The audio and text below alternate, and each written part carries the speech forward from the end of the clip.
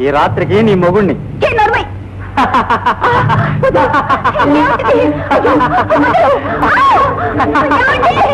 వదిలిపెట్టడానిగా 200 ఖర్చు పెట్టింది. మీ ఆయన డబ్బులు లెక్క పెట్టుకున్నాడే.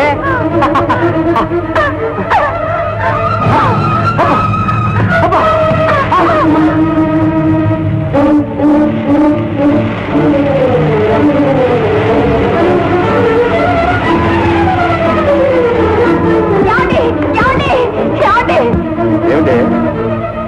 ఆ గదిలోకి వచ్చింది ఎవరు? నాకు కావలసిన వాడు నా స్నేహితుడు. ఏముంది? ఏమైందా? కాళ్ళు చేతులు విరిగి ఆ గదిలో గిలగలా కొట్టుకుంటున్నాడు. అంత పెద్ద సాక్షిగా ఈ తాళి కట్టిన ఆ చేతులతోనేనా ఈ శరీరం ఇంకొకళ్ళకు అమ్ముకోలేదు నన్ను కొట్టింది. ఇలాంటి బ్రతకాలంటే ముగ్గురు చాటక్కర్లేదురా. సిగ్గు లజ్జ వదిలేసి అలా వీధకు ముందు నుంచుంటే వేలకు వేలు సంపాదించుకోగలరు. ఇలాంటి నరకూపంలో ఒక క్షణం నా మహాపాపం.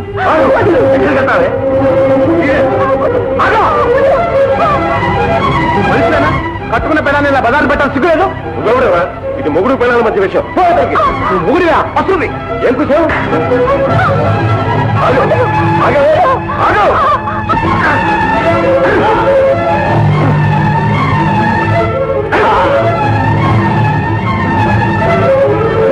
ముసుకులు లోపల పడండి. ఇంకోసారి ఇలాంటి పని చేస్తామని తెలిస్తే ఎముకలు ఇరిచేస్తాను. మాటలతో మసిపూసేస్తావు. అంత కోపాన్ని ఇస్తే కరిగించేస్తావు. మీ కోపం పోయింది కదా. ఇప్పుడు చెప్పండి, పెద్దయ్య గారు ఎలా ఉన్నారు? అమ్మాయి గారికి ముహూర్తం అది పెట్టుకున్నారా? నువ్వు అక్కడ లేకపోతే అవన్నీ అయిపోతాయా? వచ్చే శుక్రవారం పెళ్లి. అవును, నువ్వేదో వెండి మొగలంటూ బయలుదేరావు. ఏమైందిట? చాలా వరకు డబ్బు పోయింది బాబు. ఇంకొక పట్టు పట్టానంటే అంతే. సరే, నీ మొగల కోసం ముహూర్తం ఆగదు మరి. పైగా నేను పెళ్లికి తప్పకుండా రమ్మని చెప్పింది కూడా హైమా. వాళ్ళేవారండి, నేను పాట పాడంటే రావుడు రథం కూడా కదలదు. నేను రాకుండా అమ్మాయి గారి పెళ్లి జరుగుతుందా? చూడండి, ముహూర్తం సమయానికి వెండి ముహూర్తం వారిపోతాను.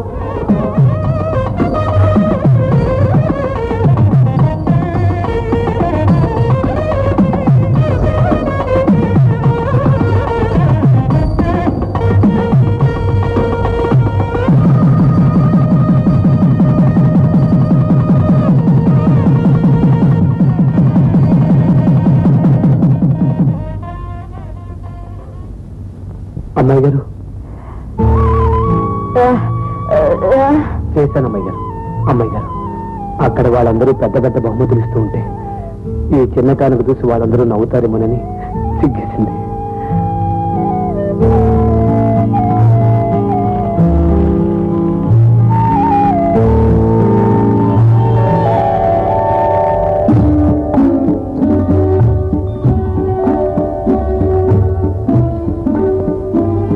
నువ్వులమ్మాయి గారు,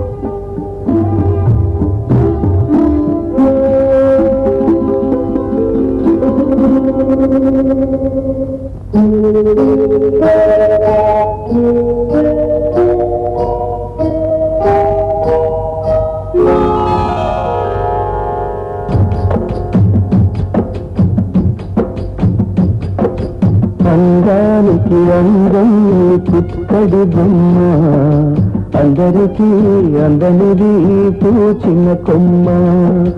అందానికి అందం పుత్తడి బొమ్మ, అందరికీ అందనిది పూచిన కొమ్మ. పుత్తడి బొమ్మ, పూచిన కొమ్మ.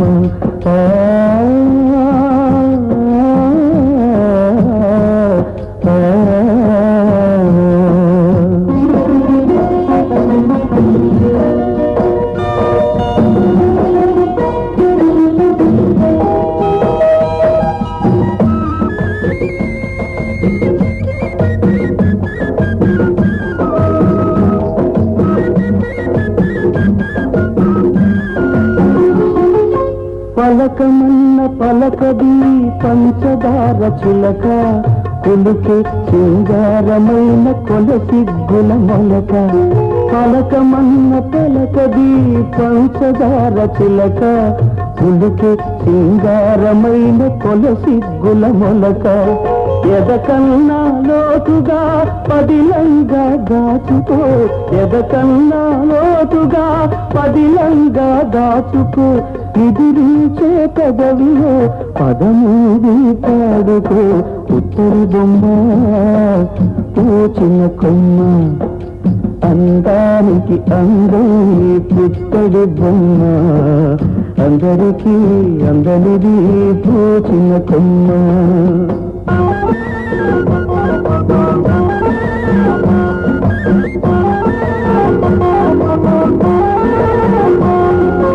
పారాణి పాదాల పారాణి జిలుగులు నీ రాజభోగాలు పాడని తెలుగులు పారాణి పాదాల పారాణి జిలుగులు నీ రాజభోగాలు పాడని తెలుగులు ముడివేసిన కొంగునే గుడి ఊది తెలుసుకో ముడివేసిన కొంగునే గుడి ఊది తెలుసుకో గుడిలోని దేవతని గుండెలో కలుసుకో పుత్తడి బొమ్మ పూచిన కొమ్మ అందానికి అందని పుత్తడి బొమ్మ అందరికీ అందనిది పూచిన కొమ్మ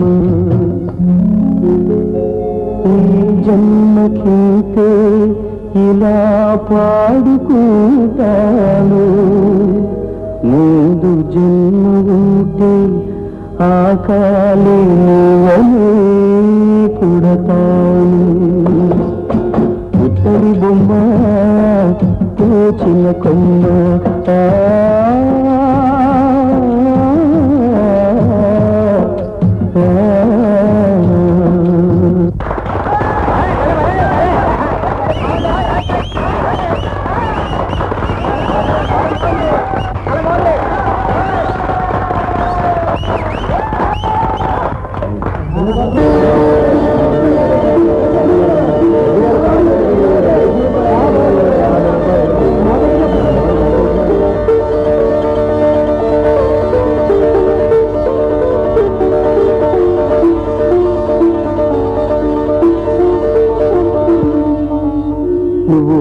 అన్నయ్య ఆపదలో ఉన్న వాళ్ళని ఆదుకునే దేవుడివి అనుకున్నాను.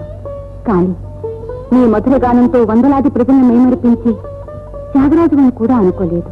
లేదమ్మా, మా అమ్మాయి గారి పెళ్లి నిశ్చయమైపోయింది. ఆ ఆనందంలో నాకు తెలియకుండానే ఒక పుత్తడి బొమ్మను సృష్టించి మాట లేకుండా చేసిన పెదవులతో చెప్పుకోలేని భావాన్ని కాలి గజ్జితో చెప్పుకోగల శక్తిని ప్రసాదించాడు ఆ భగవంతుడు. అందుకే ఆమె పెళ్లికి వెన్నుమూలు కొని వాళ్ళు నాకు ఎప్పటి నుంచో కోరిక. నువ్వు కూడా రామ్మా, మంచి ఓనో కథ తుద్దు కానీ రామ్మా. 5 రూపాయలు నోటు మర్చిపోరండి. అలాగా, చాలా సంతోషం రామ్మా.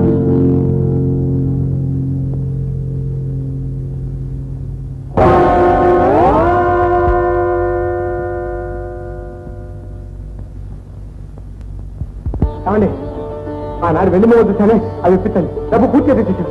వాళ్ళు ఎవరివయ్యా? అవి ఇంకా నీకోసం కాసు కూర్చున్నాయి అనుకున్నావా? ఎప్పుడో అమ్మేశాను. అమ్మేశారా?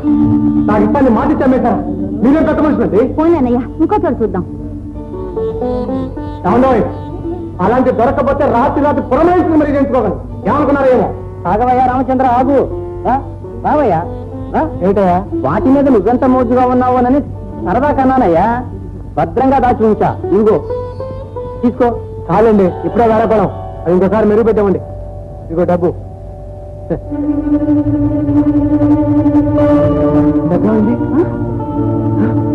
ఏమా, నువ్వు చూసావు కదా? అవును, ఈ సంతలోనే ఉంది. ఏమిటండి?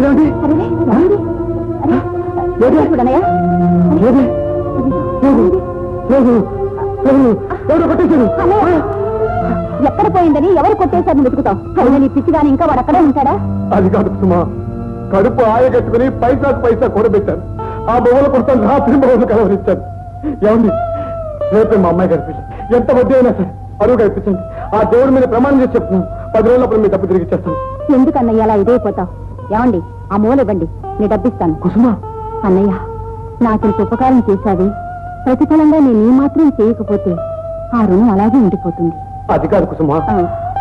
పోనీ అప్పుగా తీసుకో. ఏమండి, దీని తూకం వేసి దీని వెలంతో చెప్పండి. ఏమిటమ్మా ఈ సాహసం? అగ్ని సాక్షిగా ఇది కట్టిన వాడి కట్టుకున్న భార్యని ఇంకొకటికి అమ్మాలనుకున్నాడు. అలాంటప్పుడు ఈ మంగళసూత్రానికి ఇంకా విలువే ఉందన్నయ్యా. ఇది కూడా ఒక వేలి ఉంగరం, చేతి గాజు లాంటిది.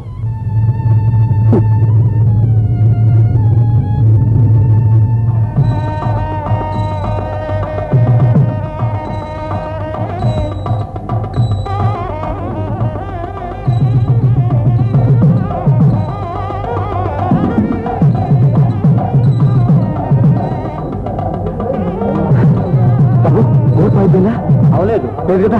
లేదు బాబు.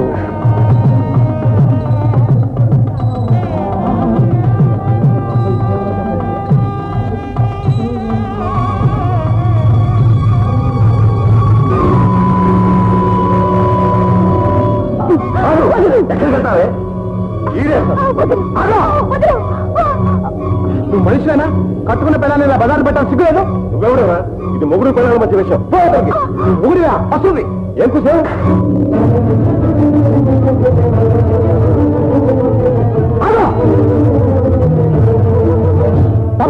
మీరు పచ్చి మోసగాడు. ఒక అమ్మాయిని ఇదివరకే పెళ్లి చేసుకుని మోసం చేసిన రాక్షసుడు. ఏమయ్యా అతను చెప్పింది నిజంగా? నీకు ఇదివరకే పెళ్ళయిందా? చెప్పరా చెప్పు. ఏమయ్యా మంచి మర్యాద తెలిసిన పెద్ద మనుషులు అనుకుంటే 10 మందిలోనే ఇలా అవమానిస్తారా? మాకు సంబంధం అక్కర్లేదు, ఈ పెళ్లి అక్కర్లేదు. అందరూ పడకండి, తాగండి. 10 మంది ఇంత పెడితే తిని బతికే ముష్టిగా తవ్వి కట్టుబద్దలు కల్పించి పెళ్లి ఆపాలని వచ్చావా? ఇది కథ కాదు, పచ్చి నిజం. వారి అసలు రూపం మీకు తెలియదు. ఏమిట్రా నీకు తెలిసింది? సాంబయ్య చెప్పిందంటూ నిజాలు విచారించుకుంటా. ఏమిట్రా మీరు కూడా ఏమిటండి? ఎవరో చెప్పిన అబద్ధాలన్నీ వచ్చిన సంబంధాన్ని చేతులా చెడగొట్టుకుంటారా? ఇక మీరు పెళ్లి ఆగిపోతే వద్దని గట్యం కావాలి. అందుకని అతను ఎవరో తెలుసుకోకుండా కట్టబెట్టి దాని బతుకు బండలు చేస్తావా? నిజం బాబు, అమ్మాయి గారికి ఇది కాకపోతే ఇంకో రాజానికి సంబంధం చూద్దాం. కానీ పెళ్లి ఆఫ్ చేయండి బాబు. ఏ దాన్ని లేపుపోదాం అనుకున్నావా? బాబు నీ కుటుంబం ఎవరికో ఇప్పుడు తెలుస్తాను. మీ అమ్మాయికి ముచ్చు పెద్దతో సంబంధం ఉందని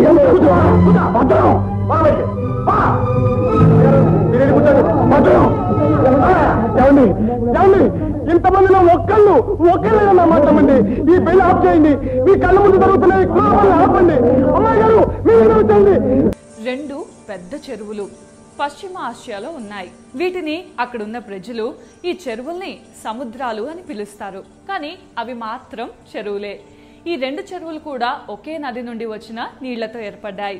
గోలాన్ హైట్స్ నుండి పుట్టిన జోర్దాన్ నది లెబనాన్లోని చెట్ల మొదళ్ల నుండి రకరకాల ఔషధాల తత్వాలను తీసుకొని స్వచ్ఛంగా ప్రవహిస్తూ ఉత్తర దిక్కున వెళ్లి ఒక సముద్రంగా ఏర్పడుతుంది. అలాగే దక్షిణం వైపుగా వెళ్లి